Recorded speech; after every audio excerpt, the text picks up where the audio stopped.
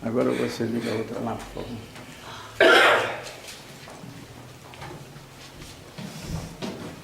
Muito bem. Bom dia. Outra vez. Good morning again. Hoje é o primeiro domingo do ano. Estou certo? Ou é já o segundo? É o primeiro, né? Hoje é o primeiro domingo do ano. Muito bem. Quem está feliz com a oportunidade de estar na casa do Senhor no primeiro domingo do ano? Alguém está feliz aí? Muito bem. Então, nós vamos ver a nossa mensagem de hoje no Evangelho de Jesus Cristo, segundo Mateus, capítulo 9, versículos 9 ao 17. Matthew, chapter 9, verses 9 through 17. Então, assim diz a palavra do Senhor, em nome do Pai, e do Filho e do Espírito Santo. Assim diz a palavra do Senhor, em nome do Pai, e do Filho e do Espírito Santo. Vamos ler primeiramente em português e depois a gente lê em inglês.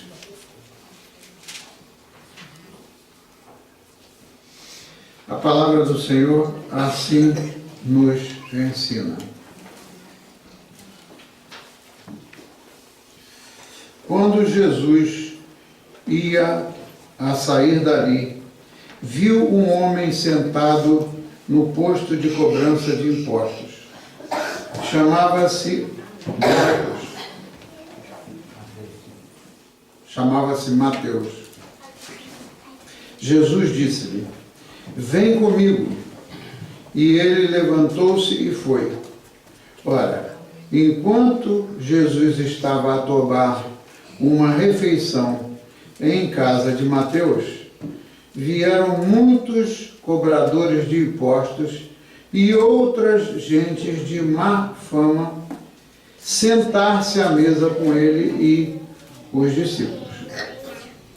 Ao verem isso, os fariseus perguntaram aos discípulos: "Por que é que o vosso mestre se senta à mesa com os cobradores de impostos e gente de má fama?"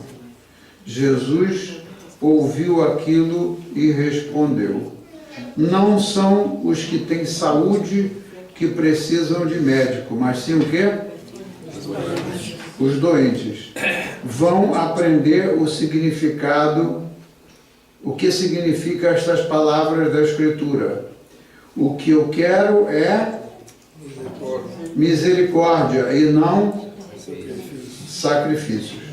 Eu não vim chamar os justos, mas sim os pecadores." E aí ele segue dizendo: "Naquela ocasião, os discípulos de João Batista aproximaram-se de Jesus com esta pergunta: por que é que nós e os fariseus jejuamos muitas vezes e os teus discípulos não jejuam?" Jesus respondeu: "Vocês acham que os convidados para um casamento se podem apresentar de luto enquanto o noivo está com eles? Lá virá o tempo em que o noivo lhes será tirado. Nessa altura jejuarão." Agora é que vem a parábola que traz o significado da nossa mensagem de hoje, nos versículos 16 e 17, que dizem o seguinte: "Ninguém cose um remendo de tecido novo em roupa velha, porque o remendo novo encolhe e rasga o tecido velho, deixando o rasgão ainda maior. De mesmo modo, ninguém deixa vinho novo em vasilhas velhas, porque o vinho rebenta-se rebenta-as, perdendo-se assim o vinho e as vasilhas. Portanto, o vinho novo deve ser mantido em vasilhas novas, e assim se conservam ambas as coisas. Palavra do Senhor. Agora eu vou ler em inglês. Let us read it in English. Verse 9. As Jesus went on from there, he saw a man called Matthew sitting in the tax collector's booth. And he said to him, "Follow me." And he got up and followed him. Then it happened that as Jesus was reclining at the table in the house, behold, many tax collectors and sinners came and were dining with Jesus and his disciples. When the Pharisees saw this, they said to his disciples, "Why is your teacher eating with the tax collectors and sinners?" But when Jesus heard this, he said, "It is not those who are healthy who need a physician, but those who are sick. But go and learn what this means. I desire compassion and not sacrifice, for I did not come to call the righteous, but sinners." Then the disciples of John came to him, asking, "Why we and the Pharisees feast? Why we and the Pharisees fast, but your disciples do not fast?" And Jesus said to them, the attendants of the bridegroom cannot mourn as long as the bridegroom is with them, can they? But the days will come when the bridegroom is taken away from them, and then they will fast. But no one puts a patch of unshrunk cloth on an old garment, for the patch pulls away from the garment, and a worse tears results. Nor do people put new wine in old barrels, otherwise the wrinkles burst, and the wine pours out, and the wrinkles are ruined. But they put new wine into fresh winners, and both are preserved. This is the word of the Lord for us today. Then, this gospel, este evangelho afirma que quando os fariseus viram Jesus a comer com os pecadores, eles o questionaram. E Jesus respondeu dizendo: "Os sãos não necessitam de médico, mas sim os doentes. Eu não vim para chamar os justos, mas os pecadores ao arrependimento."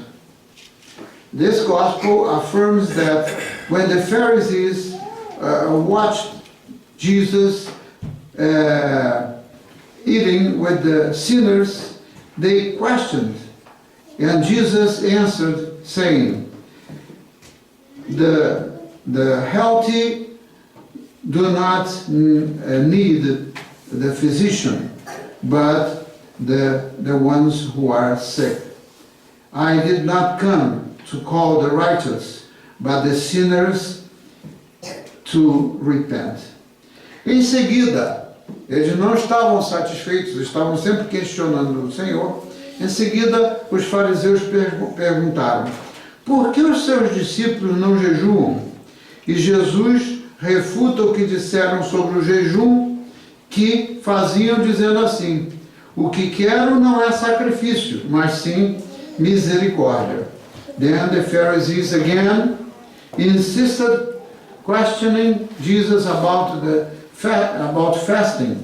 And Jesus replied to tell them that he does not want sacrifice, but mercy and compassion. Então, meus irmãos, o Senhor Jesus não quer que nós nos sacrifiquemos para pagar os nossos pecados. Caso contrário, o sacrifício dele seria em vão. Se nós pensarmos que temos que nos sacrificar, que temos que fazer alguma coisa para merecer o perdão de Deus, nós estamos redondamente equivocados, porque se a gente achar que é pelo nosso esforço, o sacrifício de Jesus Cristo teria sido em vão.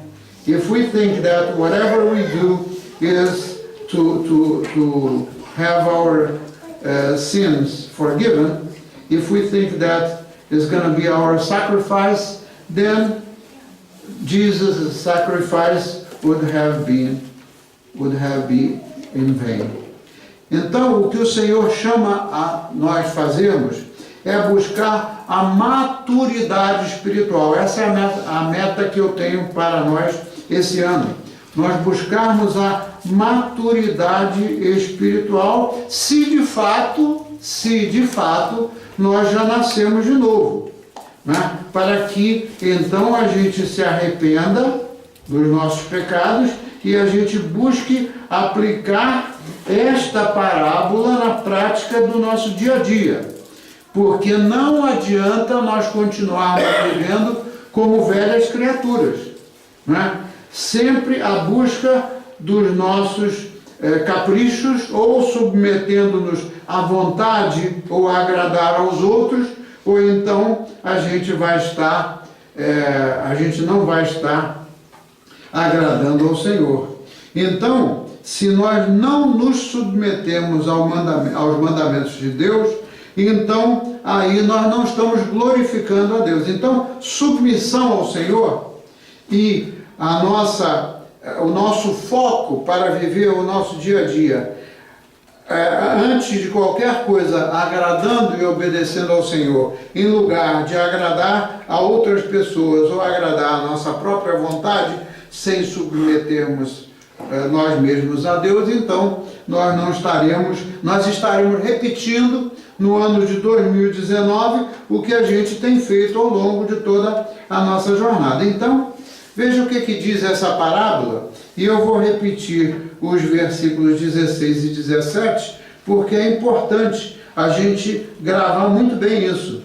Ninguém cose um remendo de tecido novo em roupa velha, porque o remendo novo encolhe e rasga o tecido velho, deixando rasgão ainda maior. Do mesmo modo, aí vem a metáfora, de mesmo modo, ninguém deita vinho novo em vasilhas velhas, em barris velhos, porque o vinho rebenta-as, perdendo-se assim não só o vinho, mas perdendo-se o vinho e as vasilhas. Portanto, o vinho novo deve ser mantido em vasilhas novas, e assim se conservam ambas as coisas. Ou seja, como que se nós somos nascidos de novo, nós vamos querer continuar com os nossos mesmos velhos hábitos, sem a gente procurar mudar a nossa vida de maneira a que se mantenham as bênçãos do Senhor e de maneira a que a gente se mantenha no caminho certo. Porque esse é o problema. Eu preguei na semana passada falando sobre esse assunto e eu vou fazer uma rápida rememorar o que eu falei no domingo passado.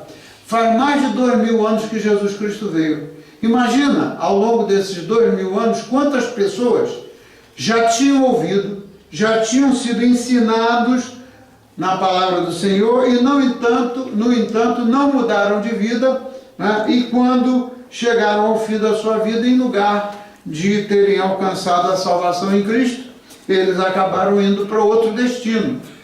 E assim continua acontecendo hoje. Nós não queremos, nem para nós, nem para a nossa família, nem para a igreja e nem para as pessoas que nós buscamos alcançar, nós não queremos dar um testemunho de que nós estamos continuando sendo as mesmas pessoas tal como éramos antigamente. We do not want to keep our old... Is Chris here? Ele foi levar as meninas. He can hear from there? Ele está no quartinho, pastor. Ah, ok. That's okay. Thank you. Ok, então veja bem, nesse ensinamento de Cristo, que é valioso para os nossos dias, nós vivemos num mundo em constante transformação. E se a gente for observar direitinho, muitas das transformações que pelas quais esse mundo está passando, inclusive o uso da tecnologia para as coisas que não servem, para as coisas que não prestam, né? Isso tudo está desviando, essas transformações estão desviando as pessoas e mantendo as pessoas ocupadas com aquilo que o inimigo das nossas almas quer fazer. A gente tem que ser esperto, espiritualmente falando, porque tudo que está acontecendo, ou muitas, não tudo, mas muitas das transformações, estão levando a desviar as pessoas do foco correto. Então, todo dia, em diferentes áreas da nossa vida, novidades se põem diante de nós. Novidade, novidade, novidade. Você, a cada dia que passa, tudo que acontecia antes está aparecendo novidades, ao ponto de que muitas vezes a gente nem consegue acompanhar de perto as oportunidades que estão acontecendo. Mas como pessoas nascidas de novo em Cristo, a nossa meta é mudarmos os nossos hábitos. Eu estou repetindo isso porque esse é o ponto crucial. Não? Mudarmos os nossos hábitos não para a gente se conformar ou se adaptar às transformações ou às mudanças que o mundo está impondo, um mundo de trevas que está impondo cada vez mais coisas que são para as pessoas se afastarem de Deus. Mas a gente deve mudar os nossos hábitos para sermos obedientes a Cristo, obedientes aos mandamentos de Cristo. Então tem muitas pessoas que estão sofrendo e às vezes elas perguntam, escuta, será que eu estou sofrendo para pagar pelos meus pecados? Não, nós não estamos sofrendo para pagar pelos nossos pecados. Nós estamos pagando pelas nossas atitudes de desobediência, porque a desobediência, seja em que nível for, a desobediência ao plano de Deus para nós, ela é pecado. Não importa se é uma desobediência pequena ou se é uma desobediência enorme. Então nós não podemos resistir ao que Deus quer que nós façamos. Nós não podemos resistir àquilo que Deus preparou para nós, que vai muito mais além do que a nossa imaginação. Nós temos que resistir ao que é errado no mundo. Se as transformações que chegam a nós forem para nos levar para mais perto de Deus, muito bem, vamos abraçá-las. Mas se as transformações de hábitos forem para nos afastar de Deus, a gente tem que sair fora. Então a Bíblia nos afirma de uma maneira muito clara que a nossa vida em Cristo é uma vida nova. A nossa vida em Cristo é uma nova vida. Não se pode desfrutar de uma nova vida em Cristo numa estrutura velha. O que a Bíblia nos ensina? Que nós somos seres espirituais e que estamos vivendo neste corpo. O corpo nosso se nós estamos em Cristo, o corpo nosso é o templo do Espírito Santo de Deus. Se a gente usar o nosso corpo, qualquer órgão do nosso corpo, seja a língua, que é muito perigosa para a gente, em lugar de abençoar, a gente maldizer as pessoas, o que vai acontecer? A gente estará entrando na onda do mundo e não fazendo o que a Bíblia diz, porque o apóstolo Paulo ele ensinou lá: não vos conformeis ao mundo ou às coisas do mundo, mas mudai o vosso pensamento para experimentar a boa e perfeita vontade de Deus.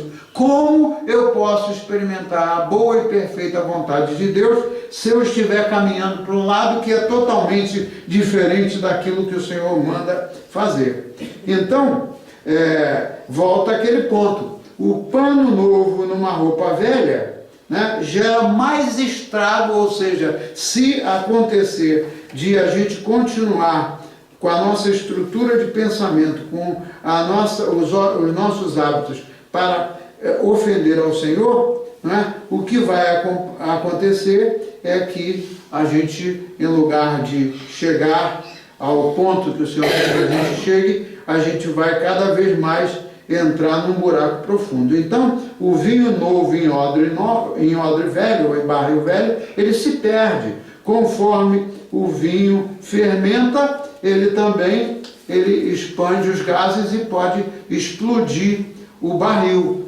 O que a gente poderia levar para o lado espiritual? Essa ideia da explosão do barril, porque está aguardando vinho velho. Por quê? Em quê? É a explosão que o pecado causa na nossa vida. O pecado vai crescendo, crescendo, crescendo, a gente vai levando numa boa, como dizem lá no Brasil, numa boa que não é nada boa, né? E aí o que acontece? Chega uma hora que explode, ou vai explodir na nossa saúde, quando a gente vai responder no nosso corpo pelos problemas que a gente mesmo causa, né? Como, por exemplo, a gente não comer uma comida saudável, a gente entrar na onda do que está aí no mundo, o que vai acontecer? Se a gente não preservar a nossa saúde, aí depois a gente fica doente. Tem muita gente que morre por causa de um ataque cardíaco ou por causa de uma coisa qualquer, mas não sabe por quê. O estresse leva a essas coisas todas. Então veja só, aí vamos culpar a Deus. Por que Deus permitiu que isso acontecesse comigo? Deus não agarra ninguém pelo pescoço para dizer: olha, você é obrigado a fazer isso. A gente tem o livre-arbítrio de seguir, obedecer ao Senhor, ou então de não seguir, e aí a gente vai pagar pelas consequências daquilo que a gente está fazendo e que não é de acordo com o plano de Deus para nós. Então, as estruturas velhas, elas não comportam novidades. É preciso da gente colocar isso de uma forma muito importante para perceber, porque as novidades que são boas, que aparecem, essas novidades que não ofendem o plano de Deus, elas cabem bem numa estrutura nova e não na estrutura velha dos velhos hábitos. Então, em muitas áreas da nossa vida, nós perdemos a grande oportunidade de crescermos porque não queremos mudar o nosso modo de pensar e os nossos hábitos. Há uma resistência natural, o ser natural, o homem natural, ele perde as oportunidades de crescer espiritualmente, né, por resistir e não querer mudar. Né? Tem até um ditado lá no Brasil que diz o seguinte: eu sou assim, ou eu nasci assim, então eu vou morrer assim, etc, etc. Então quem nasceu assim e quer morrer assim está num barco errado. Então Jesus fala conosco de maneira muito clara: é impossível desfrutar do novo ser, ou da nova criatura, ou das bênçãos da nova criatura, sem abandonar as velhas estruturas. É preciso que a gente abandone. E essas estruturas podem ser várias coisas. Essas estruturas,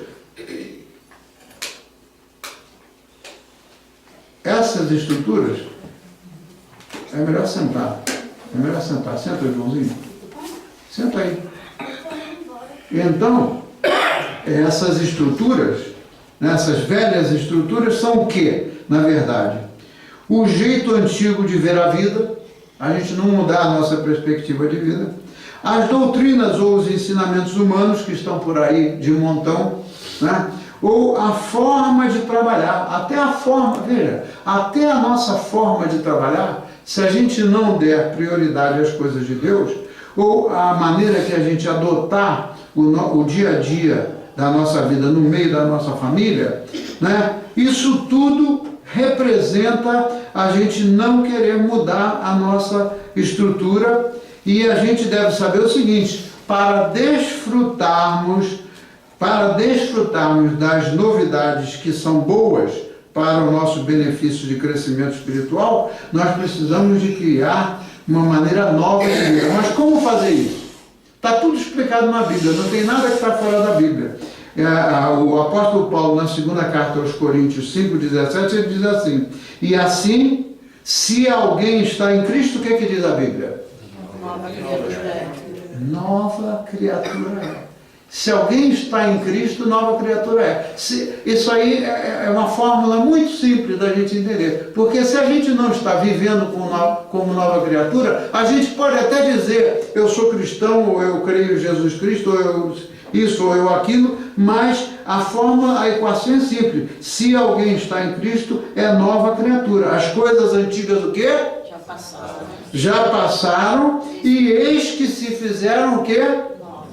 Se fizeram, não está usando o verbo no futuro, que vão se fazer novas. Tá? Sob a perspectiva de Deus, já se fizeram novas na nossa vida, é só a gente crer, a gente abrir o nosso coração para mudar.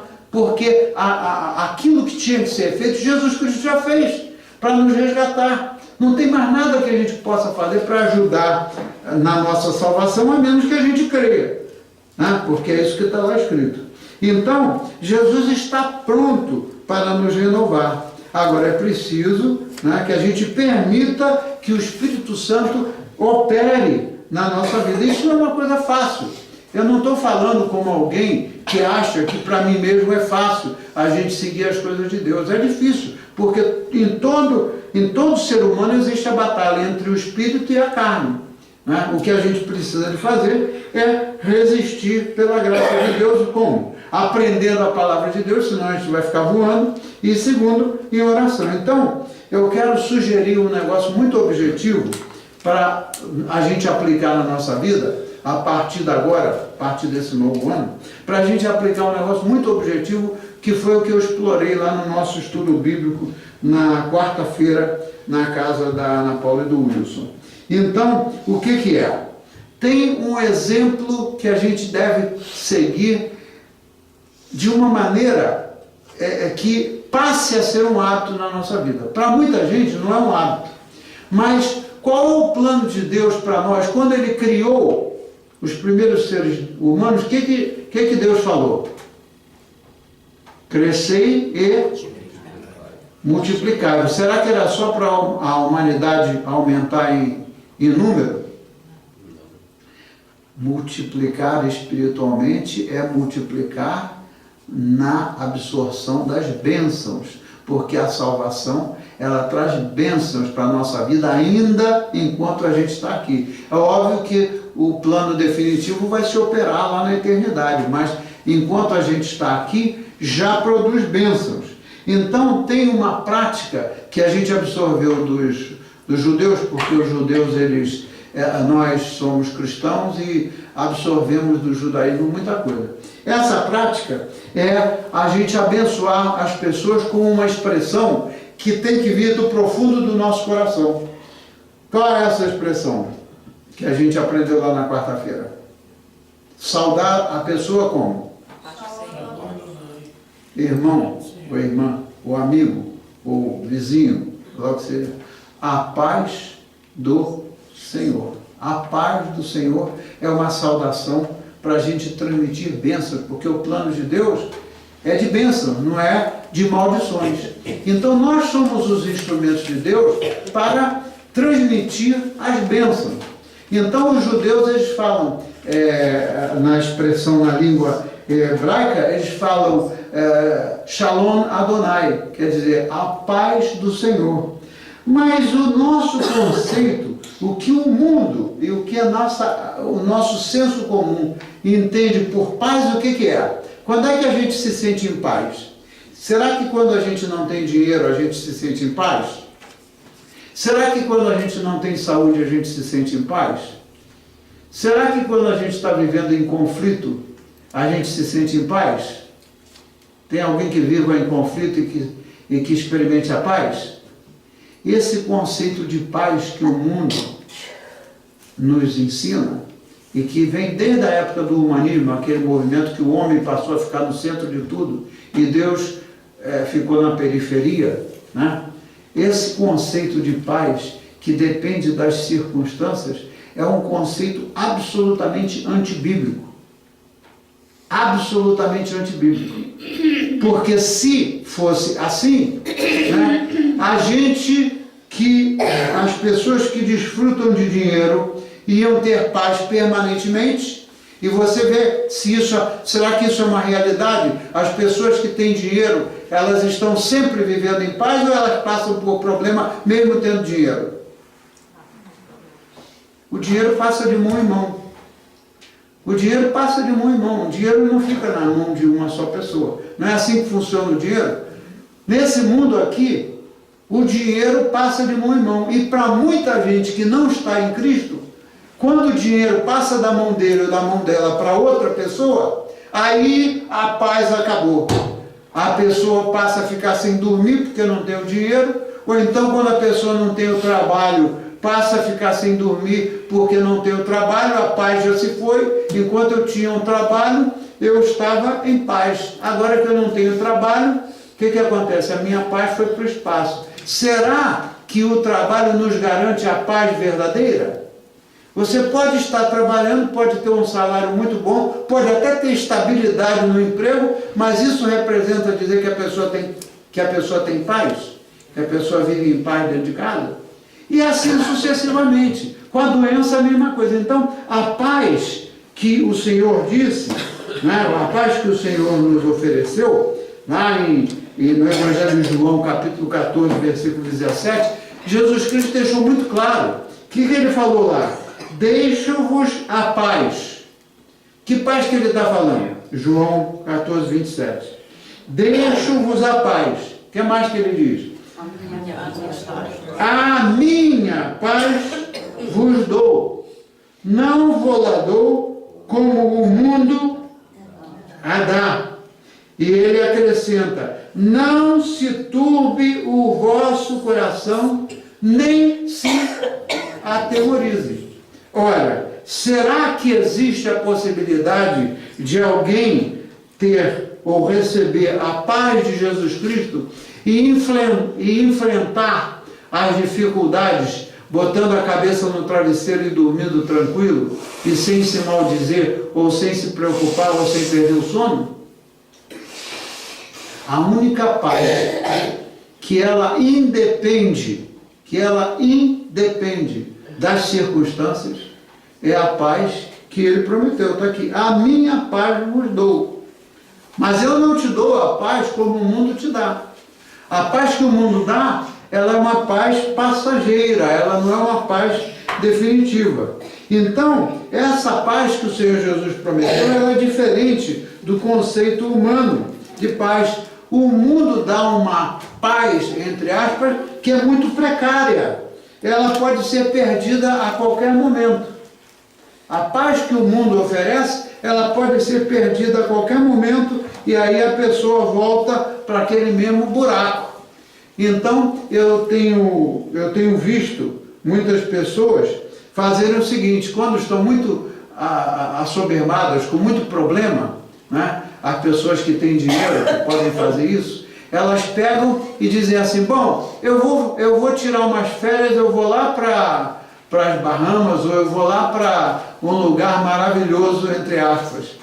Aí chega lá, aliás, aconteceu isso na prática. Como é que as coisas, até as coisas que acontecem, os desastres da natureza, se a gente quiser pesquisar direitinho, nos ensinam um modo de vida.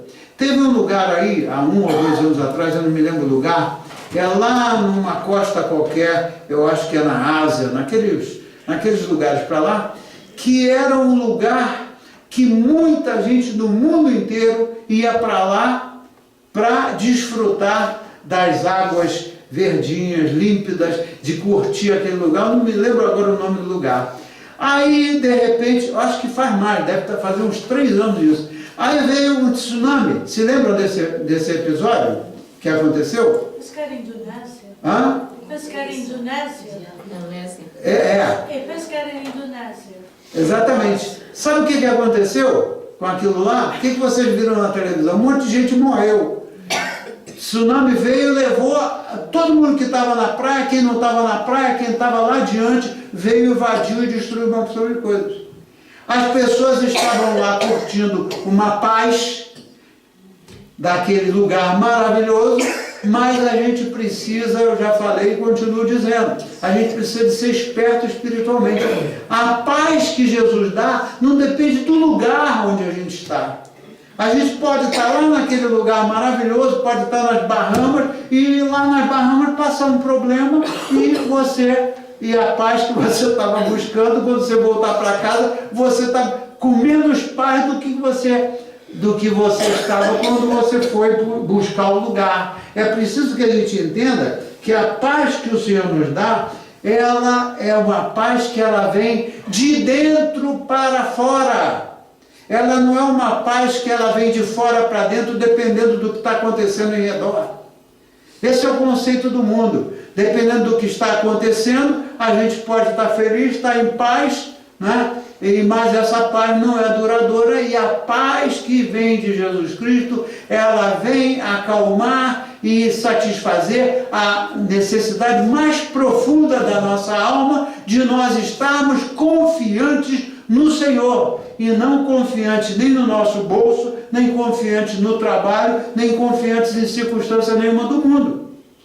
Todas as vezes, não tem exceção, meus irmãos, se alguém aqui é jovenzinho o suficiente, né? Porque eu sou velho, mas vocês que são jovenzinhos aí, nunca passou por uma aflição, né? Pode ter certeza que um dia alguma coisa vai acontecer, e se você não estiver crendo no Senhor Jesus, porque veja, o que ele diz aqui é o seguinte, ele diz uma outra coisa, o Senhor diz uma outra coisa muito importante, que ele também fala aqui, que é o seguinte, ele diz que, onde é que está essa passagem, meu Deus, eu apontei aqui, ele dá uma outra passagem, o Senhor diz o seguinte, crede em Deus, referindo-se ao Pai, e crede também em quem? Em mim, ele falou. Então, a chave, o segredo para nós é crer nas promessas dele. A promessa dele é de vida em abundância. Será que é de vida em abundância em dinheiro? Meu Deus do céu, eu fico triste com a perspectiva de muitas pessoas na vida. Né? Então o que acontece? Aquilo que ele promete, ele cumpre, independente das circunstâncias. Independente das circunstâncias.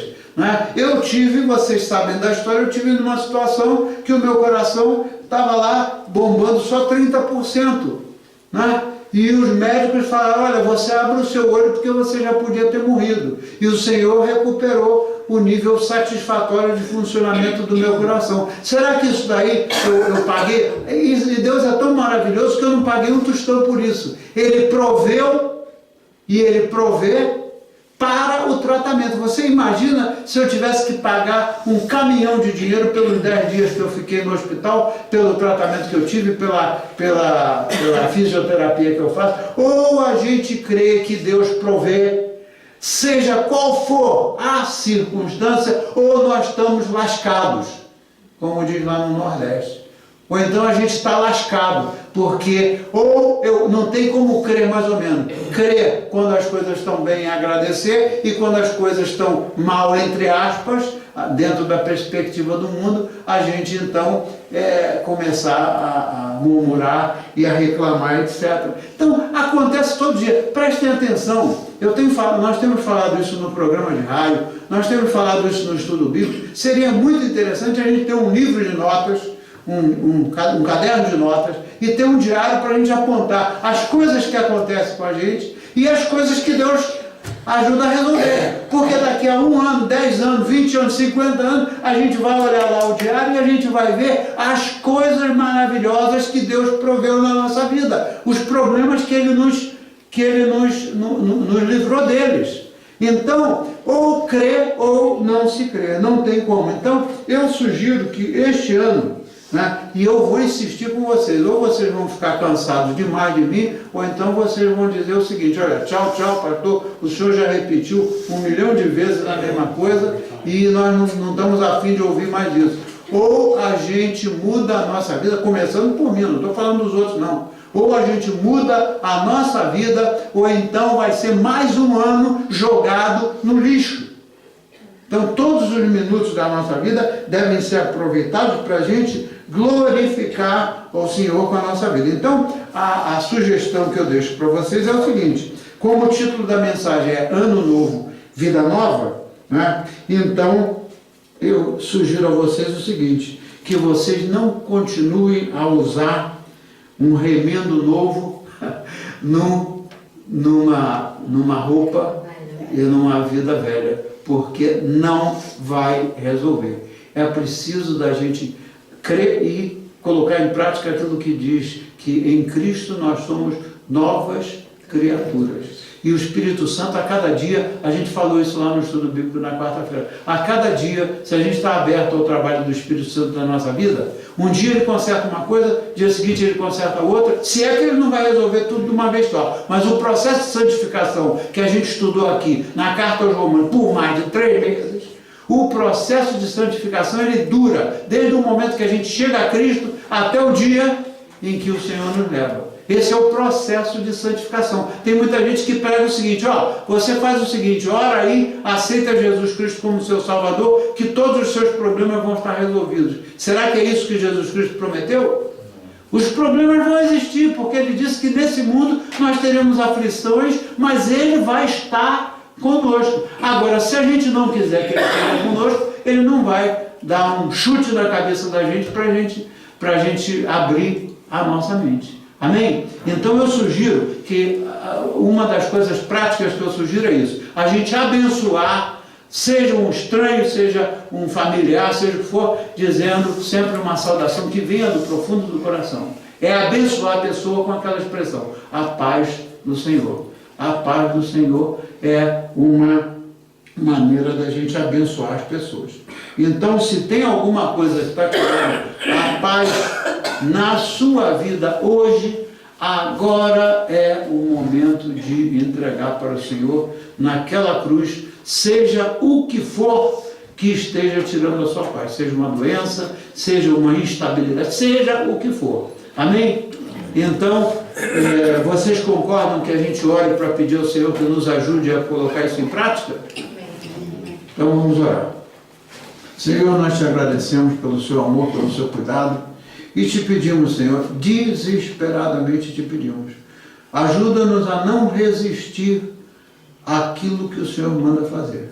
Ajuda-nos a viver de uma maneira que te glorifique, sendo obedientes aos seus mandamentos e a gente colocando em prática, seja com quem está em redor de nós ou com as pessoas que nós queremos abençoar. Senhor, usa-nos como instrumentos da sua paz. Usa-nos como instrumentos da sua paz, não como instrumentos da paz do mundo. E não permita, Senhor, pela sua misericórdia, não permita que a gente abra a boca, seja para murmurar, seja para reclamar, seja para maldizer, seja para o que for. Usa-nos, Senhor, e que a nossa língua seja travada quando o Senhor quiser travar, e quando a gente tiver os ímpetos que vêm da nossa carne, que não se deixe concretizar aquilo que não te agrada, porque nós não queremos, Senhor, ser instrumentos de Satanás. Nós queremos ser instrumentos seus, Senhor Jesus Cristo. Nós cremos em Ti e precisamos da sua ajuda para que a nossa fé se concretize, porque a sua mesma palavra diz que a fé sem obras é morta. E a obra não para a gente fazer algo para te ajudar, Senhor, mas para a gente dar o testemunho da nossa fé. Assim oramos agradecidos no nome de Jesus, e o povo de Deus pode dizer amém. Amém. Amém. Amém.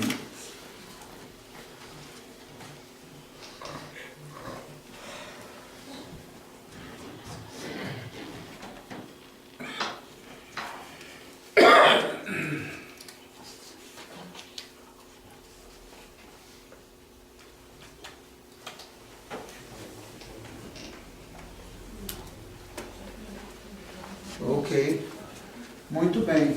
Então, agora vamos nos preparar para a Santa Ceia, que é uma oportunidade a mais. Uma oportunidade a mais que nós temos para... Desliga isso aqui. Desliga. Pode desligar.